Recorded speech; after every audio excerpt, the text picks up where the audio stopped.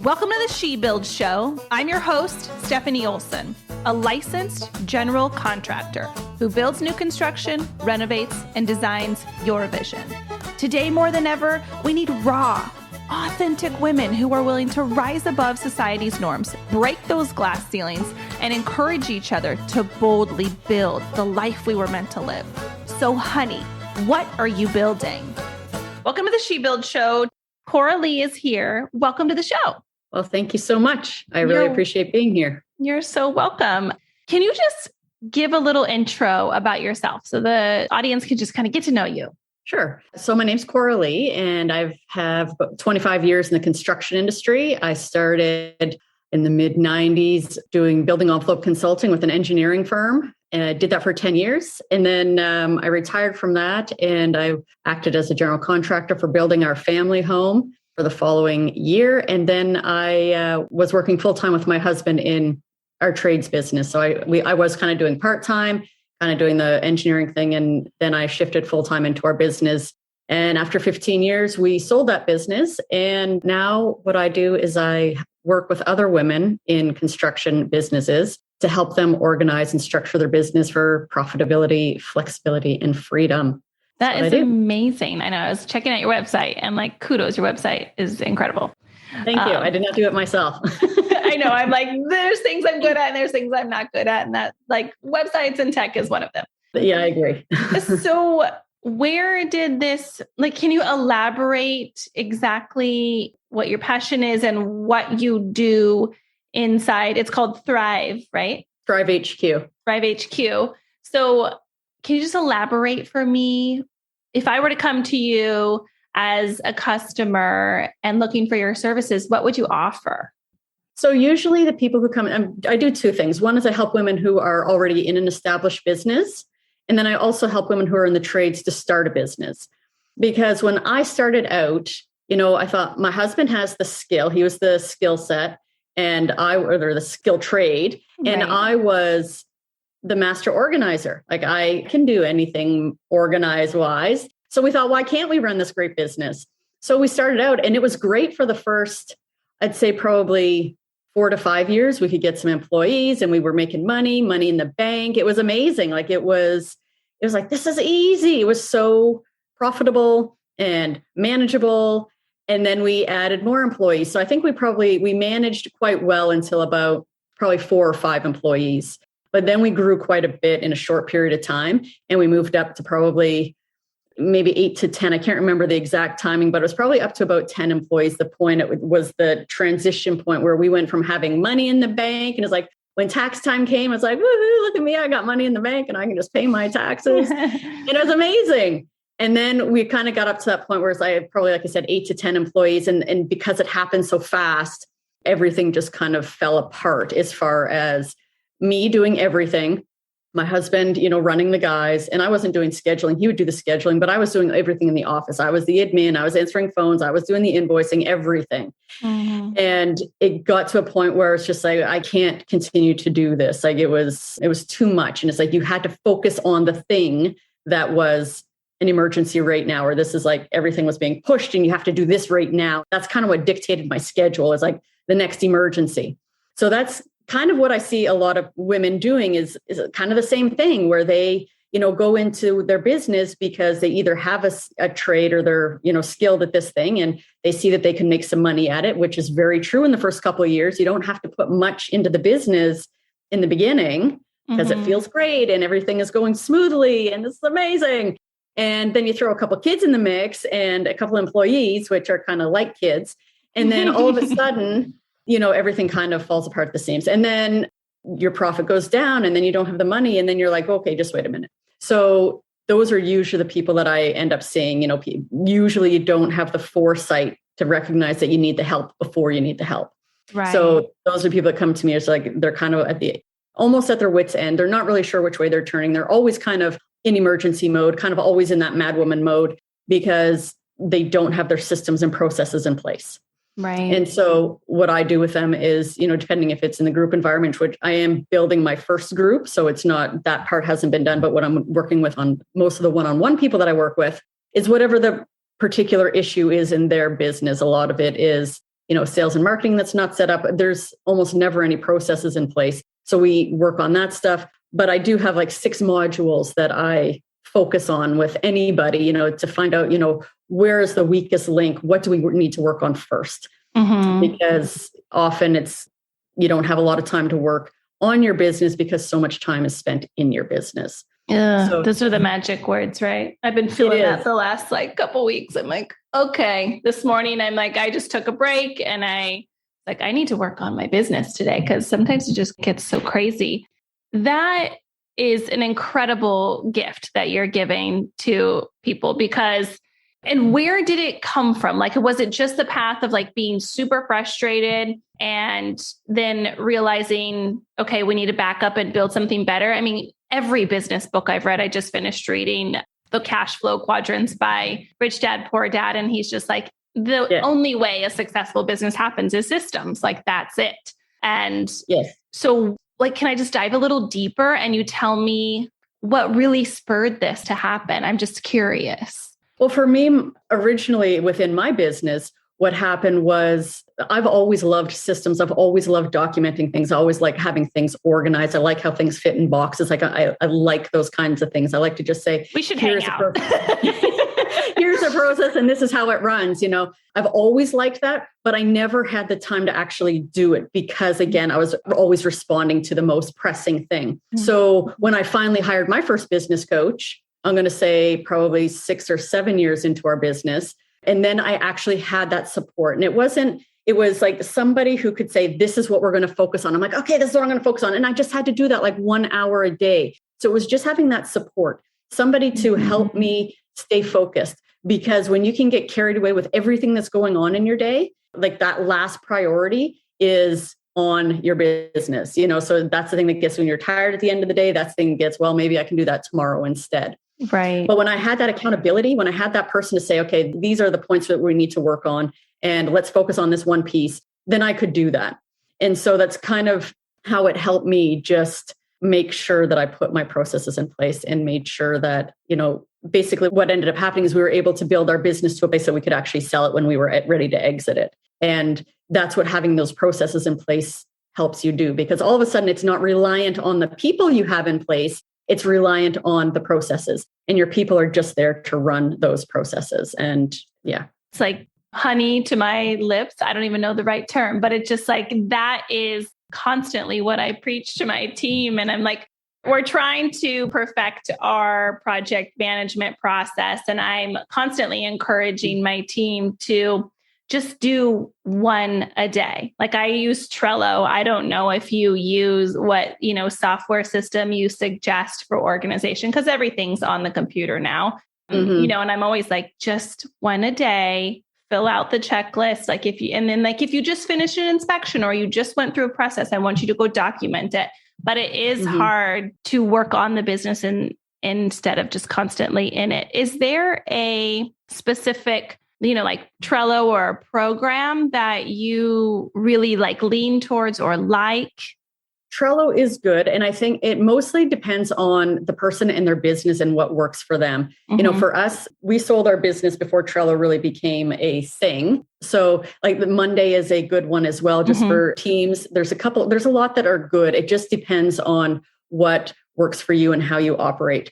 For us, what we did was our guys had to document everything with their timesheets. So at least we would have a record of what was happening. We would have the progress on the job. So at least the people in the office could, when we were processing timesheets or whatever happens to be, then we can at least go through and see what the progress is. They also had a site binder, which, was supposed to, where we would have all of the specs and have all of the, we were a plumbing and HVAC company. So, everything would go in there, the equipment, everything that would be kind of the reference Bible that they would have. Didn't always get used the best. So, we relied on the admin team as the people who were the reliable level until the guys kind of get caught up or get up to speed or were becoming more used to doing their notes every day and updating their stuff every day. So it was really kind of a 2-tier system, just to cover ourselves. And so we knew everything that was going on. But Trello is a good one to use. And I know it's common and it does help certainly with teams. I think the biggest struggle that most general contractors, most anybody in the field is, from my perspective, I do a lot of project management. That's kind of how we run our business, and getting subcontractors to, communicate and follow a schedule. I know, right? It is interesting because that's the challenge. When you are just contracting everything, you can't really tell them when they need to be there. You can only tell them when it's available for you and give them as much notice as possible. Right. So it really is key, I think, to, from a general contractor's point of view, keep them updated on the schedule, on the progress, and build relationship. Treat them well, pay them on time, become their favorite contractor to work for. Right. Because once you do that, they become loyal to you and want to help you and want to please you and do the things that you need them to do. Otherwise, there's not a lot you can do. Like, they're going to you don't have a whole lot of leverage. Yeah. Yeah. I absolutely am a firm believer in that. As soon as my guys submit their invoices, they get paid. I have an entire system. I use Builder Trend to be able to, set up all of my schedules. I'm still trying to get them to use it. And I'm like, did you look at the schedule? But then, like today, my framer and siding guy, he was like, they're showing up tomorrow. And yesterday they weren't going to be there for 2 weeks. So then I, got to put a bunch of pressure on the HVAC and, my plumbing guys and the doors. And I'm like, I just feel bad but I guess it's just construction, there's just, I feel like as much as I plan and as organized as I am, it never goes per plan. Yeah, I have to agree. I mean, the thing is, I'm the ultimate optimist. Like, everything will work out, and everything does work out. It does work out.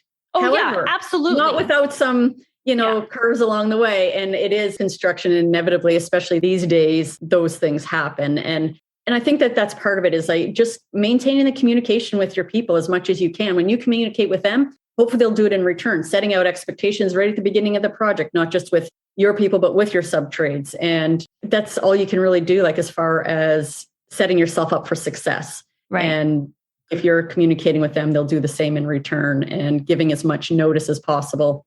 Like, 2 weeks from now, we should be ready for you on Thursday. Right. and then remind them 3 more times. Yeah. Yes. Can you tell me about the programs you offer? Because I was looking at your website and I saw various different programs. Maybe just highlight your favorite one that you like to offer. The one that I like to offer is the group program, and I am building it to start it. I have the program built, and I'm offering it come January. And the reason that is my favorite is because I love community. I love connection, and bringing the women together that are business owners who are, experiencing the same kind of struggles, who need the support from other women, like-minded women. The reason I choose to work with women specifically and not just business owners in construction is because wherever we go as women in construction, we are the one woman, or maybe there's two, but certainly as business owners, we're usually the only one. And I really want to bring groups together. And it's not regional. The thing is that I do universal business concepts. So it is, things that apply to business wherever you're located. And so that gives me the opportunity to bring women together who can, just feed off each other, talk to each other, connect with each other, and build that community where you're not alone, where you are with other, powerful women who are doing the same thing, because there's just not a lot of us in our own little areas. Yeah. It is a lonely space. That's beautiful. I love that, because there is such a lack of women just on site and everything, probably where each of those women are running a business, but to be able to combine them, virtually and encourage them and let them know they're not alone, I think is so needed. And I'm so glad that you're just specifically niched into women in construction and trades, because these powerful women are going and doing this, and having somebody to reach out to like you for support for business coaching is beautiful. And you're probably the only one. I'm certainly the only one that caters just to women. I mean, there are other women who do construction coaching, but I think I'm the only one that does women specifically. And like I said, I do that very purposefully. It doesn't make my life easy. It would be easy for me to go, find all these men and bring them in. That would be fine. The challenge is getting women to recognize they need the help, recognize they're allowed to ask for help. Like, I think that so many women are used to doing everything and they're like, I got it. I can do it. It's just easier for me to do it. I was there too. Before I hired my first admin person, it's just like, I can do it. It's just easier for me to do. I don't have time to train somebody. It's just like all these emergencies I just need to do. I need to do, and I need to do. And to just stop and let yourself ask for help and to accept it. Like, that is, I think, the biggest challenge, because one, women feel like a failure when they have to ask for help. It's just like, I can't do it all. Well, you shouldn't do it all. Like, there's no reason for you to do it all. And nobody can be successful on their own. Allow yourself to be vulnerable. Like, to me, the moment I let myself be vulnerable and ask for help the first time, it hurt me because I felt weak. I was like, I can't believe I had to do that. But at the same time, it was just like, all of a sudden, it's like this empowering thing where I don't have to do everything. I can actually let my guard down. I can actually be vulnerable. I can actually welcome people in who have always offered to help. But I'm like, oh, no, I got it. Oh, I can do it. No, don't worry about it. I don't have to do that anymore. Right.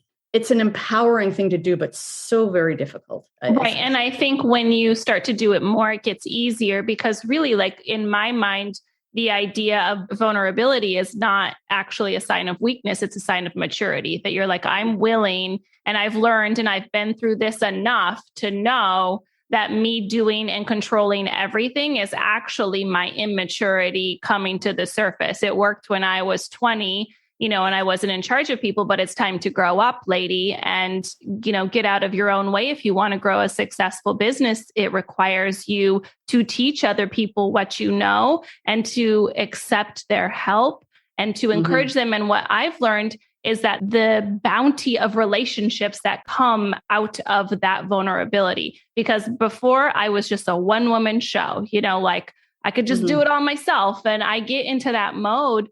But I think that letting my guard down and asking for help and teaching other women has really helped me grow good relationships with them, because it forces you to learn how to lead and how to actually train an employee well. It takes a whole other set of skills.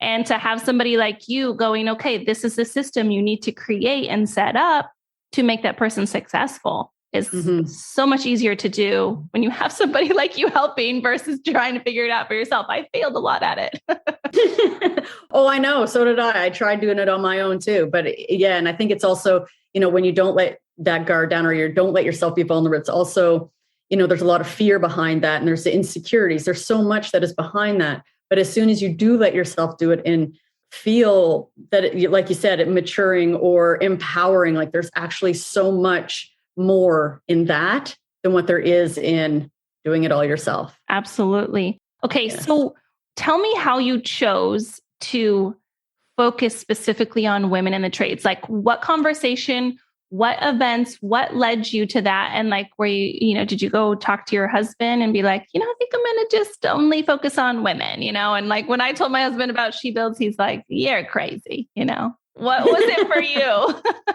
Well, it was definitely a process. Like, after we sold our business, I knew, like, from talking to people, I knew that it was going to be a hard time. I heard that a lot of people go into depression after selling their business because all of a sudden their identity becomes this unknown thing because you're tied to that for so long. And even knowing what to expect, it was really hard. Like, it was really hard for me to figure out what I was going to do next.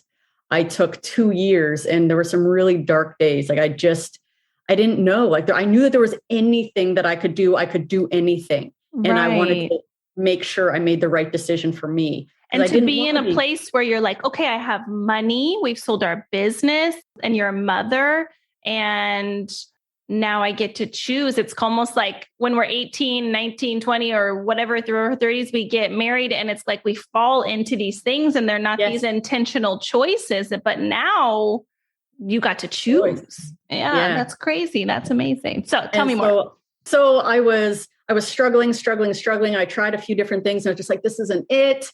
And so I hired myself a life coach, and she was in Spain. I'm somebody who likes to kind of get things done. And the only weekend retreat I could find was in Spain. So I'm like, I'm going to Spain and I'm getting my life sorted out.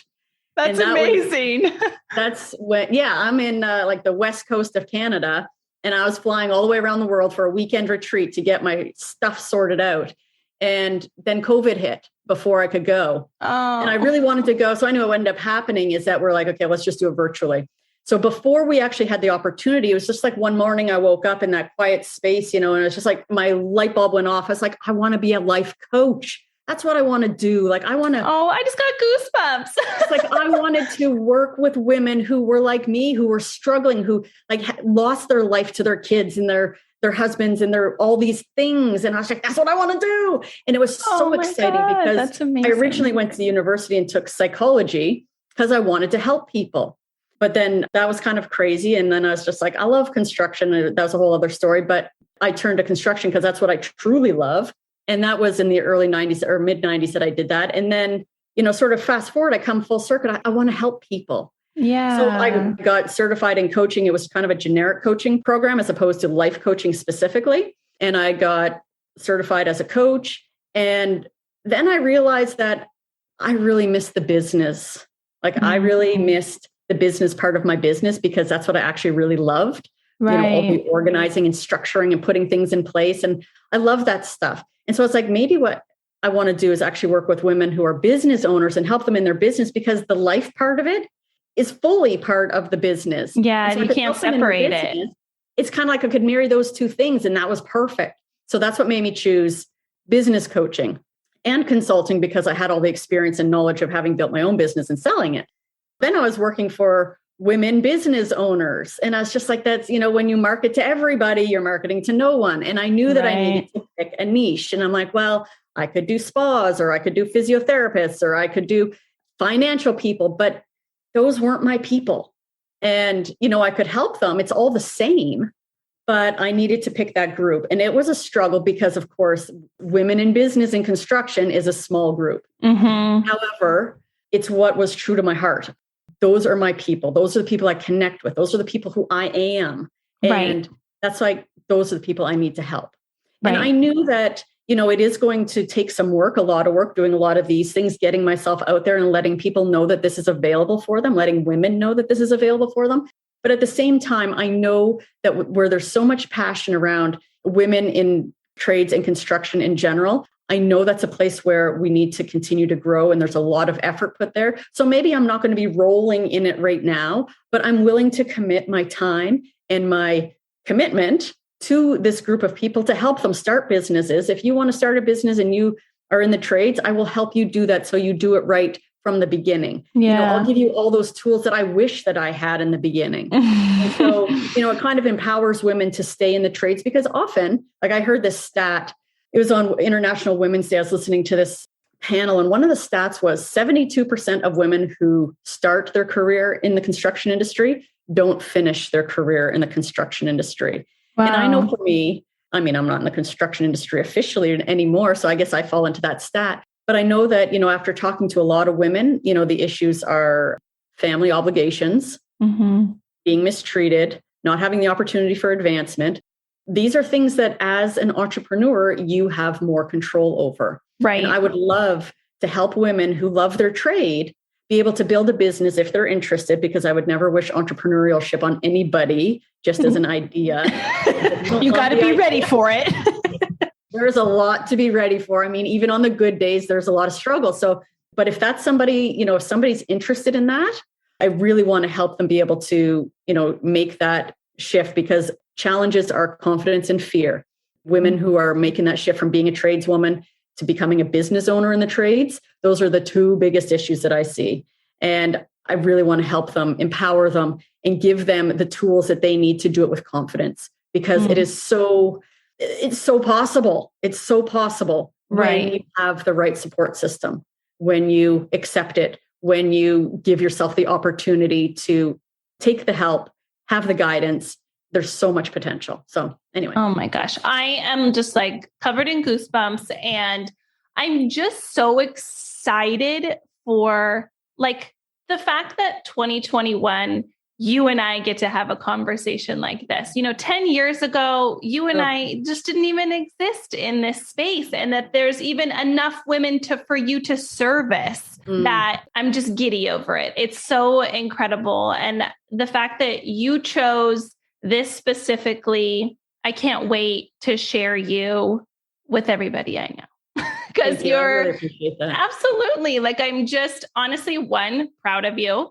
Like just as like woman to woman, that's incredible that you just dialed down specifically on exactly what you felt like your calling is. I think that in life is hard to find and hard to figure out and hard to maintain passion around something. And the fact that you just kind of doubled down on exactly, combining life coaching and business and women and construction and trades, like it's so beautiful and it's so needed. And honestly, I've like tried to Google somebody like you, and I'm going to be calling you because I think you just have like such a beautiful service to offer. So with that, where can people find you? So my website is thrivehq.ca. A lot of information on there about programs, about me. You can get in touch with me there. And then also on social media, I'm at Coralee Beatty. I'm one of one. I'm easy to find. I'm not on Twitter. I'm on LinkedIn, Instagram. Those are kind of the two platforms that I use the most. I am on Facebook as well. I'm not quite on there as much, but. No, perfect. I think I found you on Instagram, and then your website is gorgeous. So when people go there, they'll feel like, oh, I already know her. She did a phenomenal job. You have a beautiful design eye as well. Okay. Well, Coralee, this was just an incredible time. And I'm so grateful for you. I'm so grateful to meet you. And I honestly will be reaching out to you because I think I am always in a place where I feel like I want to be pushed and grow and learn. And having a woman specific business owner who's sold a business, like you're rare. Like your experience is rare and so needed. And it was just incredible. So thank you for being on the show. And it was just wonderful to meet you. I really appreciate that. I am really passionate about empowering women to do this. And I really appreciate the opportunity for you to share it and to let people know, because when you are such a little needle in a haystack, you got to do what you can to get out there. Yeah. So I really appreciate your help in that. Thank you. Absolutely. Okay. We'll have a wonderful night. Thanks again. You too. Okay. Thanks. Bye. Bye. Thanks for joining me today on the She Build Show. My name is Stefanie Olson. My hope is that this episode leaves you feeling empowered and ready to boldly take that step into building the life that you envision, 1 2x4 at a time. And if you can do me a quick favor, please leave me a 5-star review on iTunes. I get giddy over reading the reviews each week, and I will choose one special person to win some She Build swag. Make sure you add your name to the review, and I'll reach out if you're the winner. Thanks again for hanging out. Be sure to visit me at theshebuildshow.com, where you can ask me questions and share with me what you're building.